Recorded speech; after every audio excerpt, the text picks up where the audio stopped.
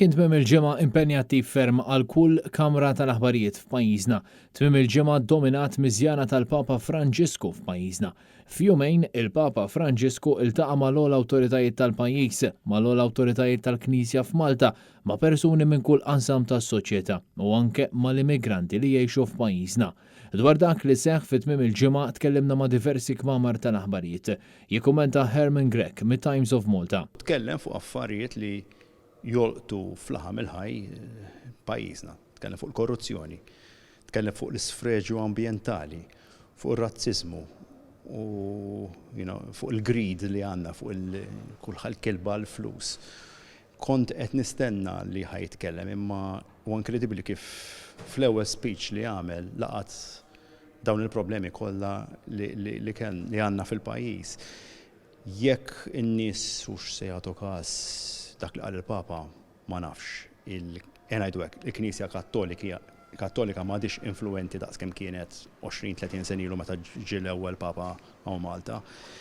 Imma naħseb kien importanti li Papa Franġisku jagħmel tip ta' statements li ovvjament mbagħad li tara li dispjaċini nara ċertu kummenti li qed isiru fuq is-social media dal-għodu qabel ma ġejt inkellmek hawnhekk qed nara razziżmu sfrenat ta' nies għal dan għax tkellem fuq l-immigranti kif kellu il-jiet jitkellem fuq il-responsabilità li aħna għandna bħala umani biex ngħinu l-minu imkasbar li hemm minflok qed naraw kummenti ta' nies jgħidulu ħudhom miegħek l-immigranti lura l-Vatikan, jarx ma tarax il-problemi hekk, kulħadd jitkellem fuq il-pedofilija li huma ovvjament issues, imma they completely miss the point.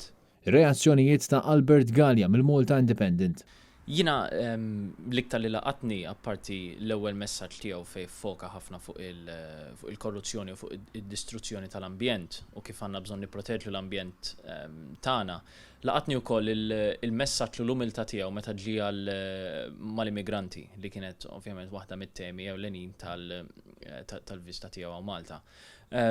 Laqtitni id-diskors tiegħu nispera li nieħdu dak il-messaġġ biex nuru iktar umiltà u ħnina lill-immigranti, partikolarment dawk li jkunu qed jaqsmu mill-Afrika ta' fuq, għax nemmen li bħalissa dik hija lacking li isna biex niġġustifikaw li ma ngħinux lil daw l-immigranti ngħidu li aħna fulab u x'nafina u nemmen li kemm bħala klassi politika, kemm bħala gvern, kemm bħala anka soċjetà għandna bżonn nagħmlu iktar biex lil dawn in-nies naċċettawhom bħala parti minna, parti mill-pajjiż, nies li jistgħu jikkontribwixxu lil pajjiż daqs ħaddieħor u li jistgħu jintegraw fil-kultura tagħna.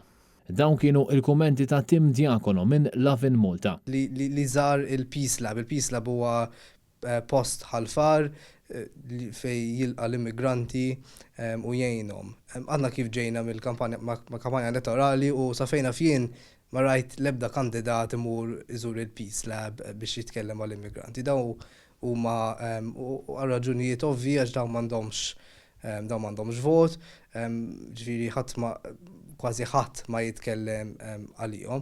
U l-fatt naħseb li l-Papa mar hemmhekk u kien l-għażla tiegħu wkoll li jżurhom dawn in-nies u jitkellem magħhom, jirrakkontaw l-esperjenzi personali tagħhom. Naħseb huwa sinjal pożittiv ħafna, speċjalment f'bidu tal-leġislatura ġdida u nispera anzi li n-nies fil-poter jieħu dan il-messaġġ li għamel il-Papa l-bieraħ. Kien Kudajer, Net News.